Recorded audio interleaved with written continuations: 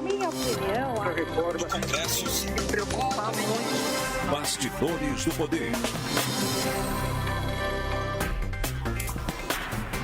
Olá, seja muito bem-vindo, seja muito bem-vinda ao Bastidores do Poder. Aqui a gente faz uma análise das notícias que aconteceram durante a semana, também tenta projetar o que vai ser notícia na semana que vem. Comigo está a Zezé de Lima. Olá, Zezé, seja bem-vinda. Olá, Marcão, olá a todos que nos assistem. Zezé, daqui a pouquinho a Rose eu acho que vem também, a gente vai daqui a pouco também ter entrevistas, importantes entrevistas para debater alguns assuntos que foram notícia nessa semana, mas vamos começar, Zezé, falando da pandemia, né, que hoje não, essa semana a gente teve uma notícia importante que é em relação à flexibilização, né, do governo do estado de São Paulo em relação às medidas contra o coronavírus. O governo do estado, ele já permitiu um aumento, né, da capacidade dos estabelecimentos comerciais de receber as pessoas, a capacidade que era de 60% foi agora para 80%. Também teve o fim do toque de recolher, né, que era aquela limitação das 11 horas da manhã das 11 horas da noite, até as 5 horas da manhã. E foram aí medidas que todo mundo tinha essa expectativa. Eu, mais uma vez receoso, acho que com a circulação da variante Delta, eu acho que o governo do estado de São Paulo está indo muito rápido. E você, Zezé, como avaliou, né, essas decisões tomadas pelo governo estadual e o que você projeta aí para os próximos, né, períodos de pandemia, para esses próximos meses, com a vacinação acelerando? Então eu acho que dado. Eu não sei se você tem, mas eu pelo menos não tenho esse dado, que é o dado, qual que é a taxa de abstenção da população em relação à vacina. Quantos deixaram de se vacinar, seja lá por que razão for? Porque eu estou tendo a impressão de que essa taxa deve estar baixa e o governo de São Paulo está apostando tudo na vacinação. Porque a vacinação, a gente teve também informações essa semana que na Inglaterra, onde também está tudo aberto, praticamente tudo, você não tem lá um aumento de casos mesmo com a variante Delta circulando. Então, eu tenho a impressão de que a vacina, o governo de São Paulo aposta tudo nessa vacinação que está rolando, principalmente em função da adesão que está havendo. Porque nos Estados Unidos há um aumento de casos com a circulação da variante Delta, né? Principalmente entre aqueles que não se vacinaram e que não vão se vacinar, segundo eles. Então, eu acho que com essa experiência que a gente vê da Inglaterra, onde a adesão foi muito grande ao imunizante e as coisas lá estarem bem, mesmo com tudo funcionando, com pubs abertos e tudo mais, eu acho que isso é o que está animando as autoridades de saúde aqui do estado de São Paulo a colocar essa situação de quase normalidade a partir de meados de agosto, quando começa a vacinação também de adolescentes. Eu acho que é por aí. Eu acho que a preocupação é maior, assim, pelo que aconteceu nos Estados Unidos, né? Que a gente tem essa volta agora de um aumento, né, nos números de casos de Covid. Então, acho que a gente acaba olhando muito para os Estados Unidos. Mas, realmente, se for comparar, né, com a Inglaterra tem dados mais positivos, tem aí a expectativa de que a gente consiga ter um agosto, né, uma segunda quinzena do mês de agosto mais tranquila, e aí também com a imunização todos os adultos, né, com mais de 18 anos devem ter tomado a primeira dose até meados de agosto, é a previsão do governo do estado de São Paulo, e aí começando a vacinação dos adolescentes. Bom, a gente precisa ir agora para um rápido intervalo, na volta a gente vai falar sobre a CPI da pandemia. Não saia daí. Bastidores do Poder. Bastidores do Poder.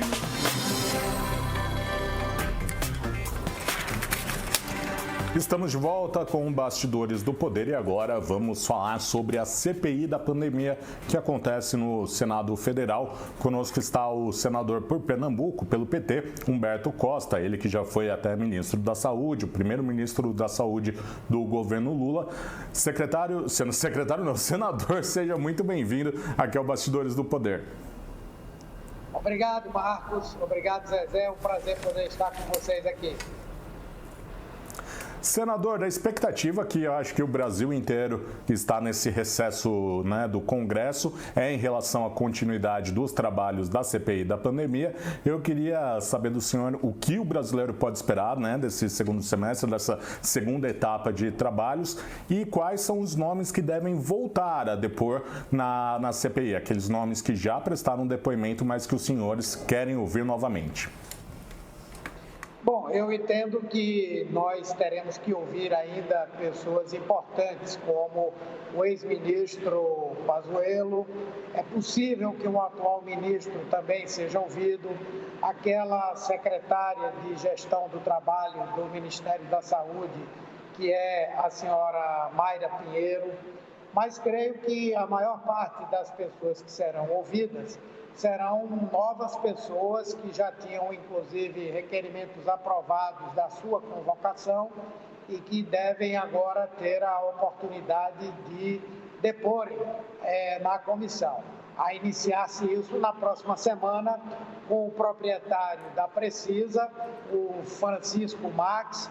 Também nós iremos ouvir o reverendo Anderson Gomes e vamos ouvir também nesse primeiro momento o advogado Túlio Trento, todos eles vinculados a essa empresa Precisa, que chegou quase a ser a intermediária da venda de vacinas da Covaxin, uma empresa indiana. Ok. Zezé? Ok, senador, muito boa tarde. Senador, boa tarde, Zezé. Muito bem-vindo aqui ao Bastidores do Poder. Senador, a gente tem o Ciro Nogueira tomando posse na Casa Civil do governo na próxima quarta-feira.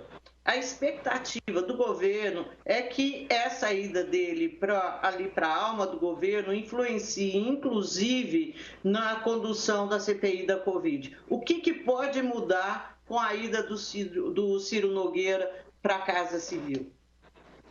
Veja, do ponto de vista do Senado, eu acho até que a ida dele pode dar maior amplitude, né, e maior segurança ao governo na maioria que tem no Senado Federal como um todo. Isso porque o governo tem uma maioria, mas diferentemente da Câmara dos Deputados, nós da oposição, os independentes, temos conseguido vitórias importantes mesmo no plenário. Entre elas, a própria criação da CPI da Covid. Agora, do ponto de vista da CPI, não vai mudar absolutamente nada. Os compromissos que todos nós temos em levar esse processo até as últimas consequências está mantida. E nesse sentido, está mantido esse compromisso e nesse sentido não haverá nenhuma alteração do ponto de vista da maioria que nós temos hoje, oposição e independentes, e que queremos sim levar até o final todo esse processo de apuração. Então, eu não acho que vá interferir nos nossos trabalhos. Nesse momento, o que a CPI da Covid tem? Assim, em linhas gerais, eu vou falar o que eu vejo e eu quero saber, além disso que eu vejo, o que mais que a CPI já tem, se fosse para fazer um relatório, assim, na semana que vem, tá? Eu acho que o governo apostou na tese da imunidade de rebanho por contaminação, o que pode ser considerado uma irresponsabilidade. E acho que o governo já tem aí indícios de esquemas no Ministério da Saúde, do qual o governo tinha conhecimento e não fez nada para atuar, ou seja, prevaricação. O que mais, além disso, a CPI tem hoje, na opinião do senhor?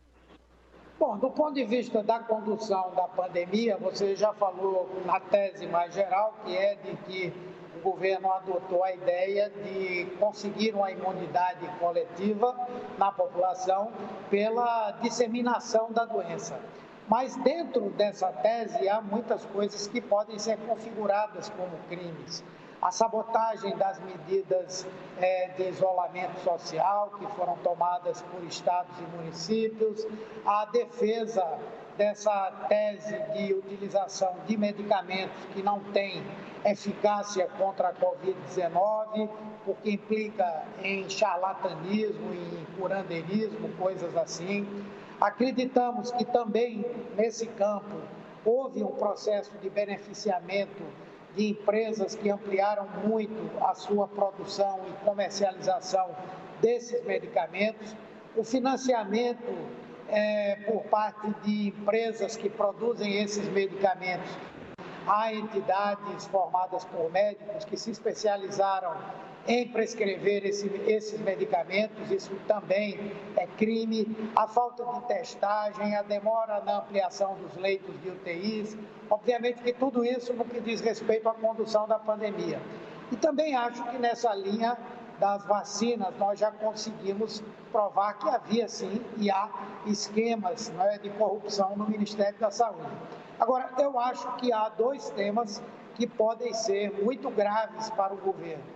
O primeiro deles é a investigação sobre essa empresa VTC Log, que tudo indica foi muito beneficiada pelo Ministério da Saúde desde 2017. E a outra são os hospitais do Rio de Janeiro, que nós estamos conseguindo identificar um verdadeiro esquema criminoso na contratação de empresas para prestação de serviços, inclusive na possibilidade do envolvimento de milícias em atividades dentro da estrutura desses hospitais. Então, eu creio que esses dois temas serão dois temas muito fortes nesse próximo período. Senador, com licença, Zé, agora a gente vai ter, com a saída do Ciro Nogueira da CPI, a gente tem o Reis assumindo a titularidade e o Flávio Bolsonaro vai participar da CPI como suplente, ele que já vinha participando antes. O que muda dessa alteração agora com o Flávio Bolsonaro entrando na CPI? Muda alguma coisa? Vocês esperam um outro comportamento dele? Como vai ser essa relação do filho do presidente participando da CPI? Não, eu acho que não muda nada. Nós temos uma maioria hoje que é consolidada e qualquer que seja a pessoa que entre na vaga do senador Ciro Nogueira, eu creio que não vai acontecer nenhuma grande mudança importante. Não sei como vai ser o comportamento dele, esperamos que mude, porque na maioria das vezes a participação dele tem sido muito mais no sentido de tumultuar, de provocar debates desnecessários dentro da CPI, e eu quero e espero que ele, como integrante permanente, ainda que suplente, ele possa ter um comportamento que seja condizente com a função de senador e de integrante da CPI, ou seja, ajudar no processo de investigação, ao invés de criar dificuldades para esse desvendamento de tudo o que aconteceu ao longo dessa pandemia. Tá certo, senador. A gente... Deixa eu só pegar aqui mais uma questão, senador, envolvendo a CPI da pandemia, que a gente tem Quando deve sair o relatório final dessa CPI, que agora foi prorrogado por 90 dias e começa os trabalhos já no segundo semestre? Eu já contou algum dia desse período, de férias e também do semestre anterior. Como que vai ficar essa situação na contagem de dias da CPI? E se o senhor acredita que dá para completar o trabalho nesse período, porque agora não tem mais como prorrogar, por mais 90 dias, é só uma prorrogação. Não, veja, nós vamos retomar na próxima terça-feira, dia 3 de agosto. Eu acredito que 90 dias é um prazo suficiente para desenvolver esses trabalhos, desde que não surjam novos assuntos que demandem uma investigação mais séria. Eu imagino até que talvez possamos terminar um pouquinho antes desse prazo de 90 dias. Porém, se esse prazo não for suficiente, se surgirem muitas coisas que demandem a investigação, não há um impedimento de que haja novas prorrogações, não há essa impossibilidade, não é? Então, isso vai ser avaliado. Agora, eu quero crer que mais 90 dias vai ser o tempo suficiente para nós concluirmos esse trabalho. Senador, eu volto ao assunto do Flávio Bolsonaro, porque a família Bolsonaro, especificamente o Flávio, a gente ouve que existe alguma possibilidade de, em algum momento, ele aparecer nessas investigações.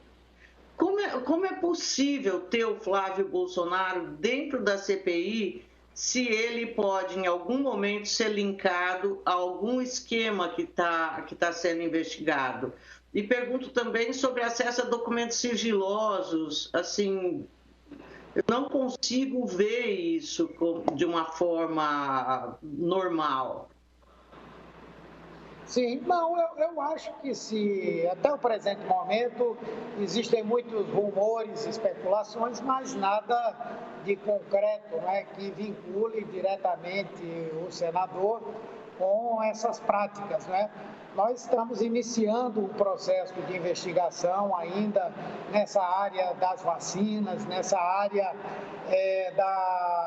do processo de logística do Ministério da Saúde e também nos hospitais do Rio de Janeiro. Mas eu diria que até o presente momento existem rumores, existem pessoas que dizem de pés juntos que existe esse envolvimento, mas nós estamos tranquilos em fazer a investigação sem mirar ninguém especificamente. Nós estamos mirando os fatos. Se ao longo da investigação dos fatos surgirem mais pessoas, sejam quem elas sejam, a CPI terá a tranquilidade, mas também a firmeza de investigar também essas pessoas. Então, eu não vejo isso como um grande problema, como uma grande dificuldade, né? E creio que durante todo esse período nós temos nos pautado exatamente por isso. As pessoas vão aparecendo, mas como decorrência da investigação de vários fatos suspeitos. E sempre que tem surgido, nós temos procurado fazer a investigação sem qualquer sentimento de perseguição, mas também sem qualquer tipo de blindagem. Senador, houve um momento, no início da CPI, foi um momento assim que eu e mais colegas discutindo, a gente achou que a CPI patinava e que a CPI ela ganhou um outro momento a partir da declaração do deputado Luiz Miranda e do irmão dele, apontando para prevaricação por parte do presidente, para a existência de esquema, para compra de vacinas e tudo mais. E nesse momento em que patinava, a gente viu assim, um senador, Renan Calheiros, bastante agressivo, inclusive na própria instalação da CPI, o discurso que ele fez. Houve alguma conversa interna entre os membros da CPI para dar uma baixada de bola para que a CPI não fosse vista como uma CPI só política naquele momento? Não houve não, mas eu acho que naturalmente cada um ali tem muita experiência na prática parlamentar e consegue fazer uma avaliação autocrítica de suas posições. Todos nós, em algum momento, terminamos nos envolvendo mais emocionalmente, a indignação aflora, e aí, às vezes, um ou outro pode, num determinado momento, exagerar um pouco na retórica, na forma de debater, mas eu creio que, na maior parte das vezes, a CPI tem agido com parcimônia, ela tem procurado atuar com serenidade, ela tem procurado buscar os fatos, ela tem procurado não fazer qualquer tipo de agressão gratuita, apesar de nós estarmos sendo vítimas de agressões gratuitas do presidente da República em várias oportunidades. E temos respondido aí com muita serenidade e eu tenho certeza de que vamos continuar fazendo assim. Fazendo um parêntese na questão da CPI, da pandemia, daqui a pouco tem mais uma pergunta sobre a CPI, mas já que a Zezé tocou no assunto dos militares, a gente teve aquela história, né, de que o Braga Neto, o ministro Braga Neto, teria ameaçado as eleições de 2022 e tem aquela questão do voto impresso, né, que está envolvido também nisso. Agora no retorno, depois do recesso, os parlamentares, tanto os senadores quanto também os deputados, como estão as conversas aí? Vai ter alguma convocação do ministro da Defesa para prestar esclarecimento ou não? Bem, lá na Câmara dos Deputados houve um convite, não é, para que ele comparecesse à Comissão de Fiscalização para explicar o seu posicionamento. No Senado, nós já provocamos a Comissão de Relações Exteriores e de Segurança do Estado. A CPI não é? A CPI poderá convocar o general Braga Neto, não por conta desse episódio, mas, possivelmente, se isso vier a acontecer, por conta do fato de que ele era o coordenador do grupo interministerial de enfrentamento à Covid-19.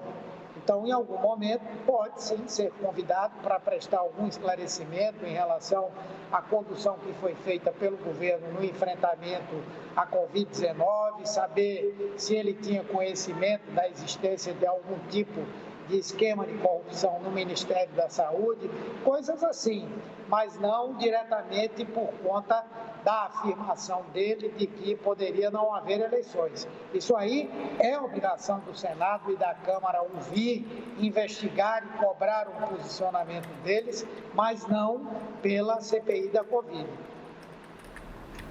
Tá. Senador, na eventualidade do general ser convocado para falar sobre esse papel dele, né?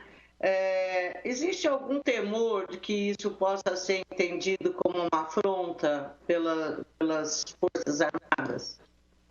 Não. A começar do fato que ele é um general da reserva, não é?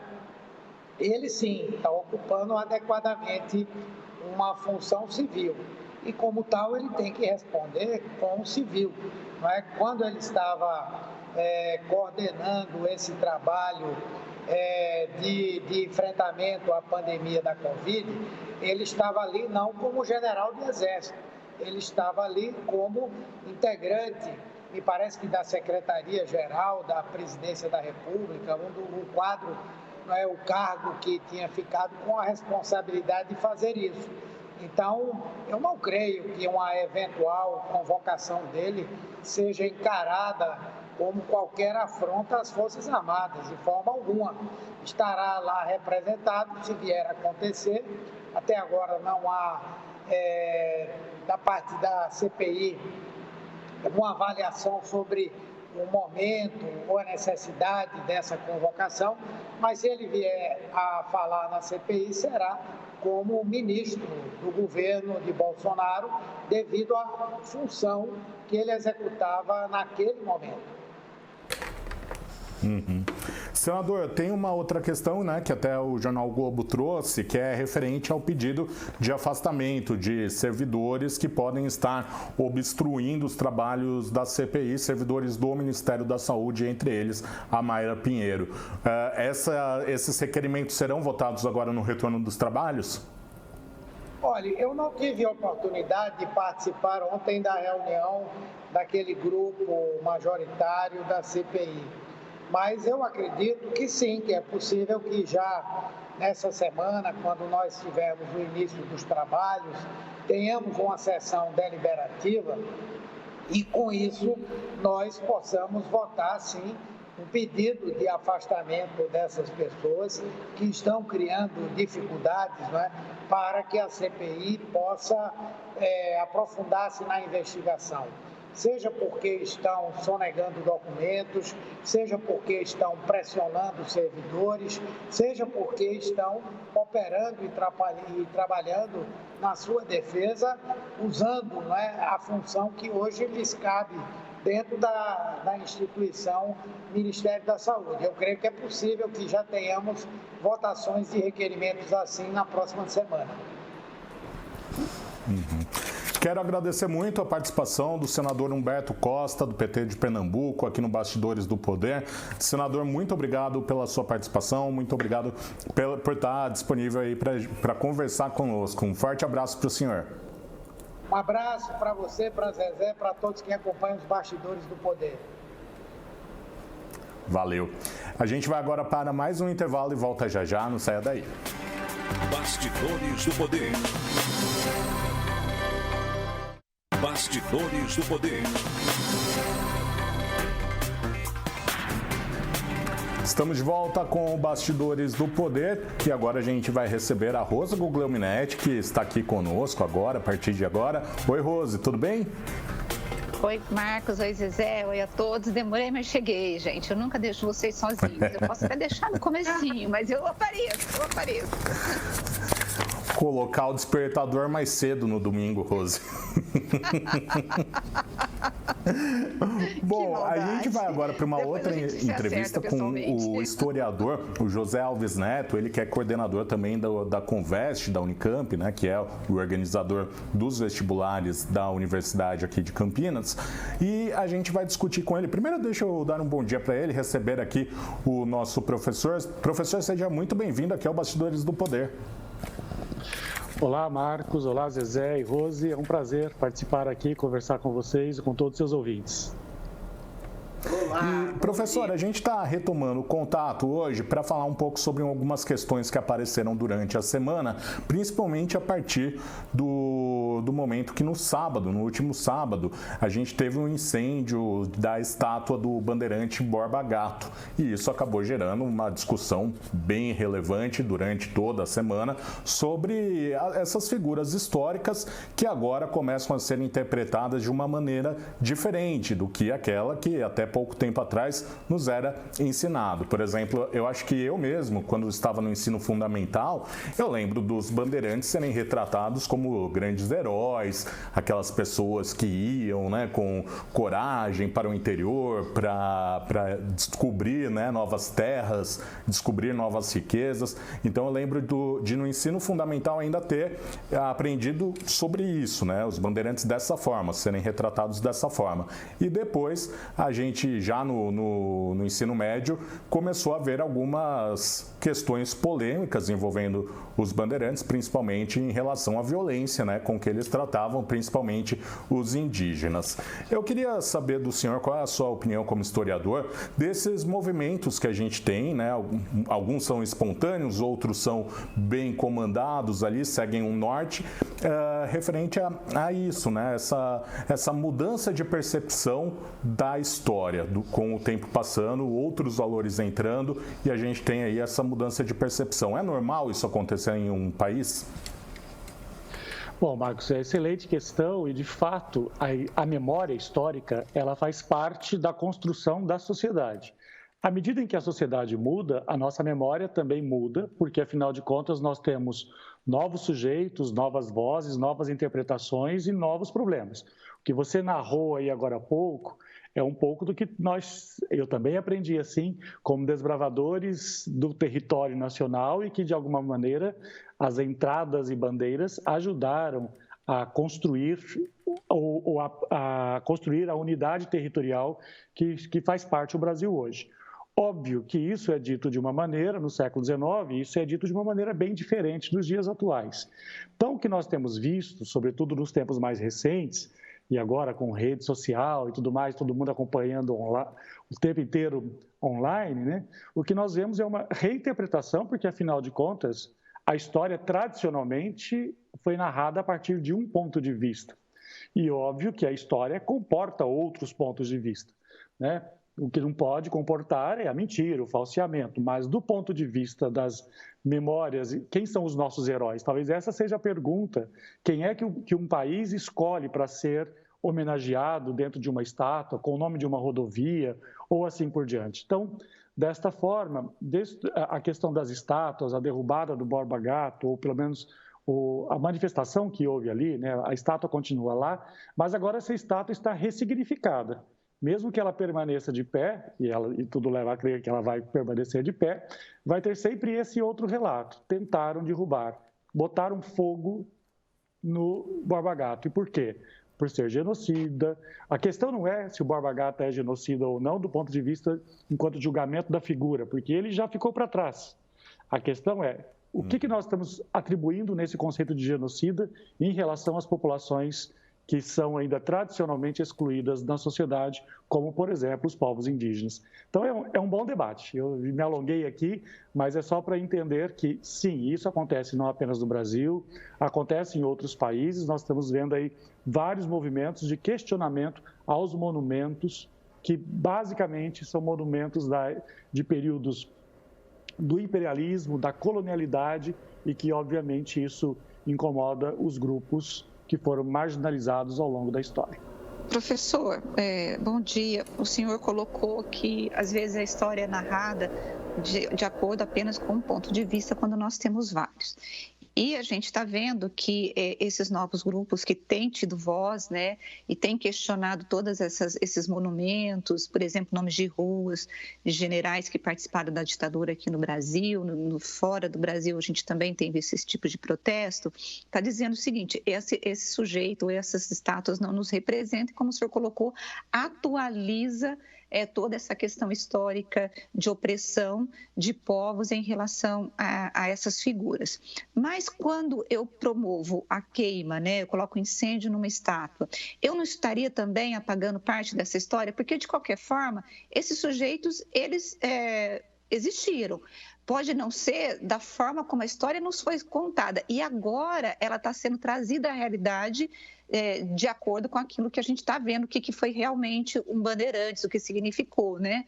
O senhor não acha que precisaria ter esse debate, de repente, pegar esses monumentos, levar para um outro lugar, mas não dá para a gente simplesmente sair derrubando tudo? Como que o senhor acha que poderia ser um debate civilizatório, ou colocar fogo faz parte disso? Então, Rose, essa é uma questão, uma batata quente entre historiadoras, historiadores e as pessoas que estão envolvidas. Eu acho que cada país lida cada momento histórico, cada país, cada sociedade lida de uma maneira diferente com as próprias memórias, né? Então, no nosso caso aqui, e falando bem objetivamente em relação a este caso, por exemplo, admitiríamos que fosse derrubado não o Borba Gato, mas o Monumento às Bandeiras, que é símbolo da cidade de São Paulo, uma obra do Victor Brecheret? Na verdade, ali você tem a mesma narrativa, o mesmo episódio, tanto que se chama Monumento às Bandeiras. Não é as bandeiras do ponto de vista das bandeiras que tremulam, né? Mas é as bandeiras como entradas e que dá origem aos bandeirantes, né? Então, agora ali, tanto que o ataque foi feito a uma estátua que tem uma discussão bastante sobre o critério estético dessa estátua. Mas se fosse, por exemplo, em relação ao Monumento às Bandeiras do Parque do Ibirapuera, em São Paulo, a reação da sociedade teria sido até maior. Mas, objetivamente, cada país, como eu disse, né, vamos pegar, por exemplo, quando a União Soviética caiu, você tem a retirada de vários símbolos de Stalin, desculpe, as estátuas de Lenin, elas são removidas, porque o regime mudou. E é evidente que aquele regime que encerrou trazia muitos traumas para boa parte da população. Então, mas eles não simplesmente destruíram, mas colocaram em espaços e reconfiguraram como museus para serem visitadas daquela maneira. Então, há algumas memórias ou algumas estátuas que podem efetivamente serem mantidas. Eu acho que o que é importante do momento agora é o que você diz, poder debater a respeito disso, porque a gente não vai mudar o passado. Mas quais são as questões que nós mudamos no presente ao discutir uma figura ou ao discutir a nossa história do ponto de vista da violência contra as populações originárias, que é uma violência que continua a existir, né? Nós estamos aí noticiando casos e casos de queimadas, de avanços de grupos em relação a áreas protegidas, às terras, às reservas e tudo mais. Então, esse é o bom debate. Eu concordo com você que eu acho que assim, derrubar todas as estátuas não significará nada, porque daqui 30 ou 40 anos nós teremos um outro ciclo e outras figuras estarão falando.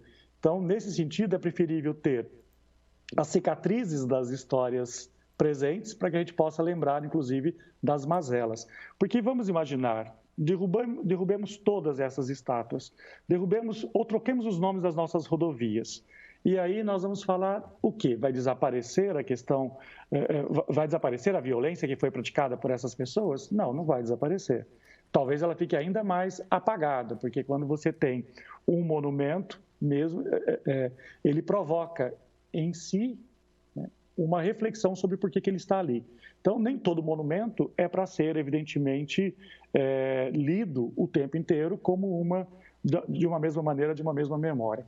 Eu acho que talvez eu esteja sendo muito prolixo aqui, mas basta a gente imaginar, né? Memórias que a gente tem quando tem 15 anos e a memória que a gente tem 50 anos a respeito de um mesmo episódio, né? Então, a gente vai mudando também com o tempo. Então, eu tendo a concordar com você, Rosa, de que melhor do que derrubar é problematizar estas memórias e estas figuras. E assim, olá, professor, bom dia. Juntos Oi, Rosa, bom dia. Opa, Zezé, bom dia. A gente sempre se encontrando nas manhãs. Mas, assim, me vem... Quando eu vi essa história do Borba Gato e agora, né, toda essa discussão que a gente tem feito ao longo desses dias, me vem assim que essa é uma questão assim até antropológica, sabe? Uhum. Quem era o homem e quem é o homem? Porque eu acho que o homem, lá naquele momento, era um. E é um homem que tem que ser retratado. Uhum.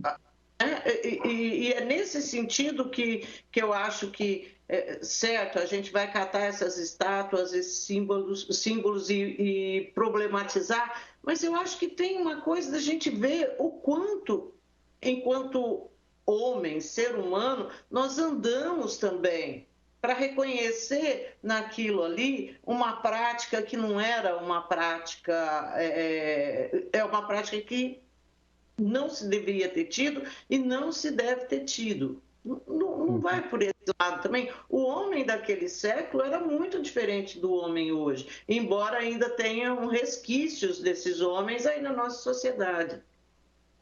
Sem dúvida alguma. Eu acho que o fato de que nós temos, a cada época, costumes e práticas, relata, ou seja, é óbvio que esse cara, então no caso do Borba Gato, que estamos aqui usando tanto a imagem dele, não é o Borba Gato sozinho, né? É exatamente o modelo que se vivia naquele momento e parte das estratégias, então, da violência que foi empregada, não deveria ter existido, não deveria ter sido praticada da maneira como nós pensamos hoje, mas naquela lógica de enfrentamento, da necessidade de conversão ou da crença da conversão.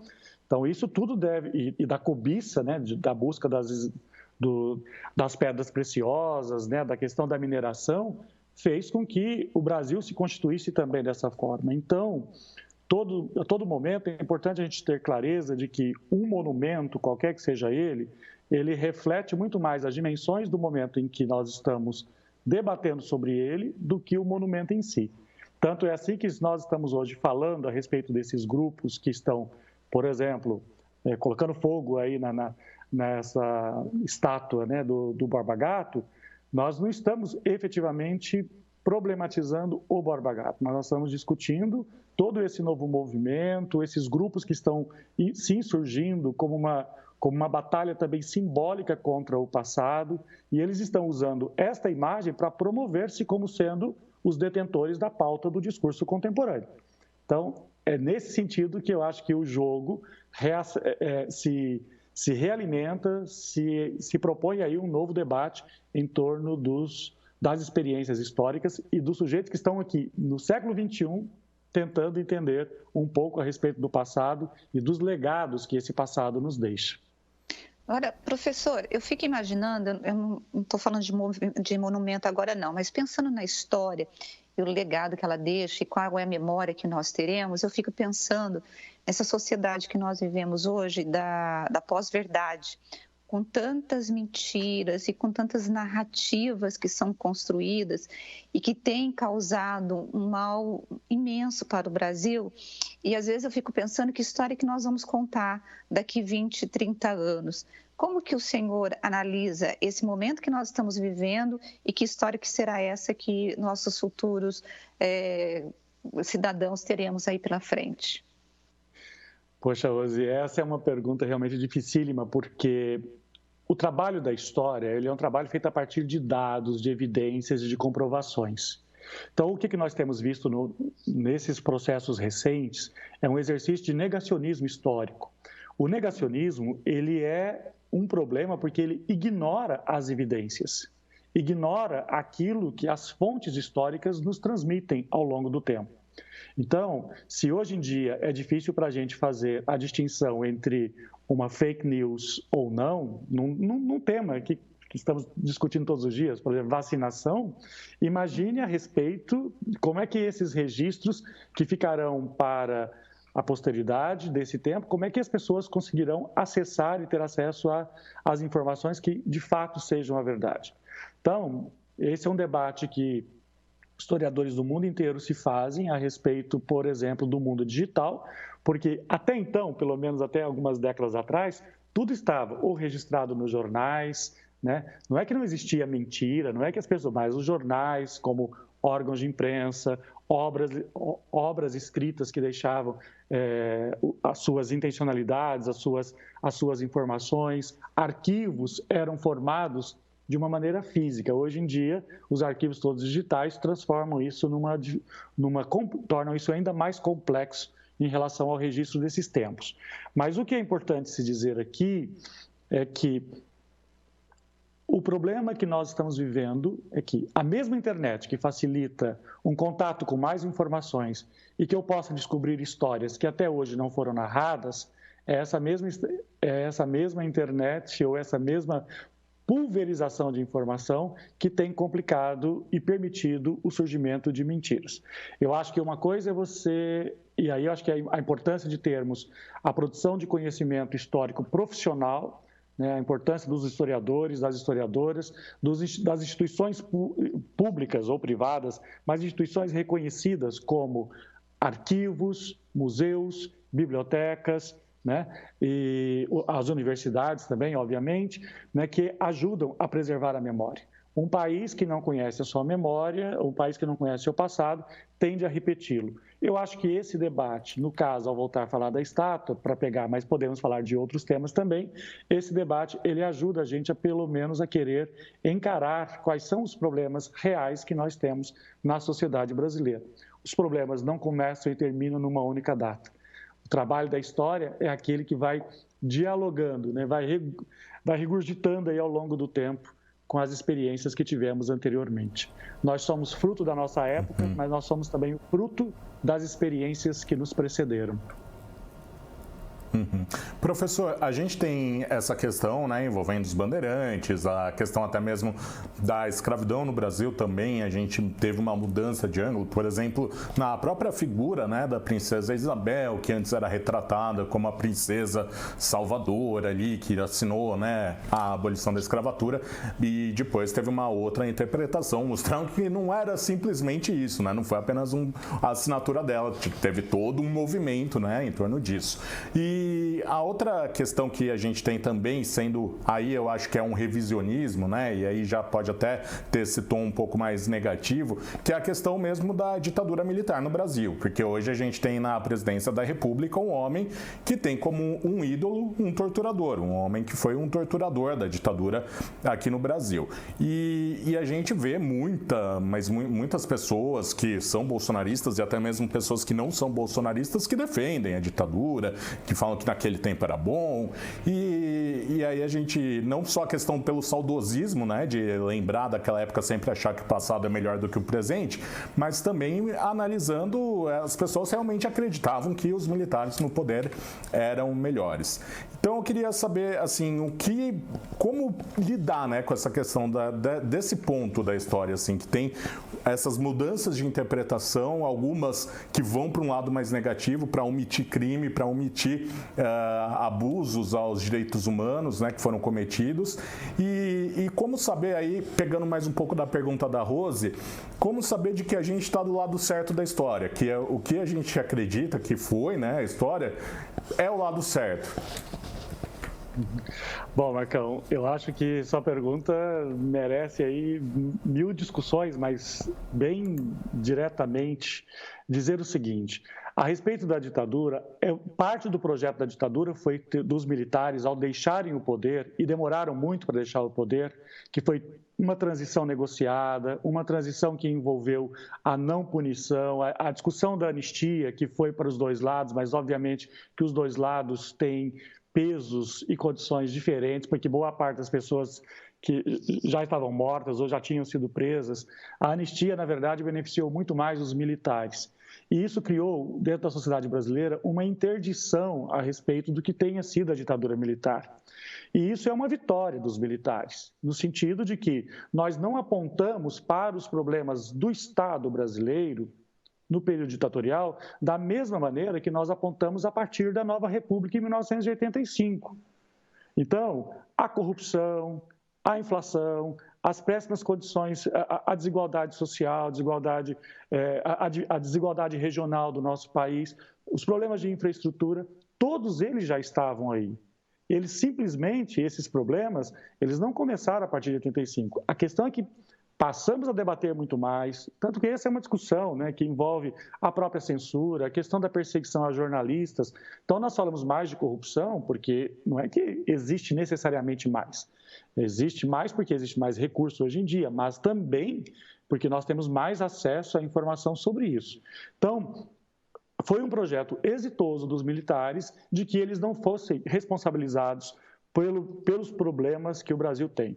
Quem lembra da transição, né, do final do governo Figueiredo, do início do governo Sarney, e a crise, a hiperinflação, essa situação toda, produzida já com o final dos governos militares, na virada da década de 70, por início dos anos 80. Então, nós, de alguma maneira, congelamos, não fizemos essas críticas. E todos os grupos que eram opositores às ditaduras, todos eles passaram pela presidência da República. O MDB, o PSDB, o PT, todos eles. E todos eles tiveram avanços e retrocessos. Todos eles devem ser criticados, mas devem ser reconhecidos também como certas estratégias dentro das regras básicas do jogo. E os militares ficaram ali blindados, ninguém falou a respeito dos militares. Então, por isso, essa imagem dos militares e desse saudoso, além do saudosismo, que daí é uma outra discussão também, as pessoas ficaram assim, mas não, nunca ouvi falar a respeito de uma acusação contra um militar. Ora, nós sabemos de tantos e tantos escândalos existentes, inclusive crimes financeiros, né? Só que isso, obviamente, não circulou na mesma velocidade com que circularam as outras informações dentro do período democrático. Então, nós temos que tomar muito cuidado a respeito dessas informações. É óbvio que o Exército é uma instituição séria, participa da estrutura política do nosso país, né? Afinal de contas, eles são especialistas em derrubar regimes, né? Afinal de contas, a própria República nasce a partir de um golpe, né? E, de qualquer forma, eles formam quadros e atuam, tanto que estão aí, não existe Estado sem que exista as Forças Armadas. Quero agradecer a participação do professor José Alves de Freitas Neto aqui no Bastidores do Poder, ele que é historiador e também professor do IFISH, né, o Instituto de Filosofia e Ciências Humanas da Unicamp, além de diretor da Comissão Permanente do Vestibular da Unicamp, a Conveste. Professor, muito obrigado e até a próxima. Muito obrigado, bom dia e até a próxima. E agora a gente vai para o último intervalo e volta já, não saia daí. Bastidores do Poder. Bastidores do Poder.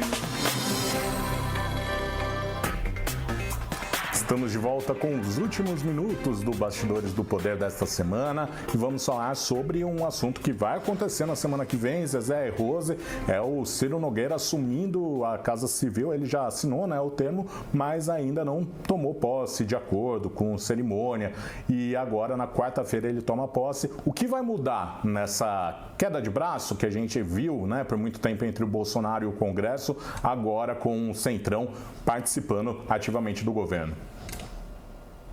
Bom, olha, na verdade ele já está até assinando coisas como ministro da Casa Civil. No entanto, ele quer fazer uma big festa na quarta-feira, né? Assim, chamar os dinossauros do PP e espera aí deputados e senadores, ele quer fazer um auê com essa posse adiada, porque acabou sendo adiada. O que vai mudar, Marcão? Hoje eu estava pensando, né? Falei, bom, pode mudar muita coisa, o Bolsonaro pode ficar com o Congresso na mão, mas depende também do quanto o Ciro e o Arthur Lira vão ser generosos com os outros partidos que entregam o Centrão. Porque esses outros partidos, eu conversava com a Rose na semana passada e a gente discutia sobre a insatisfação que esses outros partidos estão querendo também um naco do bolo. Será que, de repente, o Ciro Nogueira, com toda essa força, ele vai apagar algumas figuras do Centrão que não vão gostar disso? Tem PTB, tem PL, tem um monte de sigla aí, sopa de letrinha, né, Rose? É isso. O que eu acho, Marcos, a primeira questão é o seguinte: quando o Centrão ele senta numa cadeira nomeada ali, num cargo nomeado pelo presidente da República, é o presidente da República admitindo que a política do toma lá da cá ele oficializa essa política que ele tanto condenou na campanha eleitoral. Não que antes da campanha ele não participasse, mas agora ele oficializa. Por outro lado, nós temos aí o Centrão assumindo um papel, né, de articulação política na pessoa do senador do Ciro Nogueira, e é um senador que eu costumo dizer, ele é uma raposa, né? Então ele sabe negociar, ele sabe articular. Então é isso, o Centrão tomando conta da galinha dos ovos de ouro. Mas como a Zezé colocou também, e essa semana a gente viu na imprensa muitos senadores e deputados dizendo o seguinte: olha, não adianta ele achar que pelo fato dele ter sido nomeado como ministro, que ele vai poder botar a banca aqui com a gente. A coisa é mais embaixo, ou seja, eles estão dizendo o seguinte, que não é o fato dele estar lá que ele vai mandar e eles vão obedecer. Vai ter que ter muita negociação. E a negociação, Marcos e Zezé, obviamente vai passar pelos cargos, pelas emendas, que são aquelas emendas de recursos do governo federal, já antevendo as eleições do ano que vem. Então, tudo vai depender da habilidade que o Ciro Nogueira vai ter, Zezé e Marcos, de ser generoso com esses outros senadores e deputados para poder dividir o bolo. Porque, por exemplo, naquela história das emendas secretas, né, que a gente está chamando, que são aqueles 16 milhões que o relator pode liberar com uma canetada dele, já está dando confusão. Por quê? Porque o relator está priorizando alguns grupos apenas entre os deputados. Isso já está dando uma guerra. Por quê? Porque quem fica de fora vai levantar as asinhas e vai querer o dinheiro. Então, tudo vai depender, Zezé, dessa habilidade de negociação, habilidade de ser generoso, inclusive ser generoso de dividir o dinheiro e os cargos com políticos que podem, inclusive, serem adversários lá nos seus estados, né? No estado dele. Então, tudo vai depender muito de como ele vai trabalhar tudo isso. Agora, o que eu acho? Eu acho que o Bolsonaro, nessa nova configuração de poder, ele está politicamente mais enfraquecido. E o Centrão, gente, ele tem um apetite voraz. Quanto mais enfraquecido está, mais mais eles querem poder. Ok, Rose. Um beijo para vocês, meninas. Boa semana. Boa semana. Beijo. Tchau, tchau. Boa semana, pessoal. Tchau, tchau. E a você, muito obrigado pela sua companhia. Uma ótima semana e até mais. Tchau, tchau.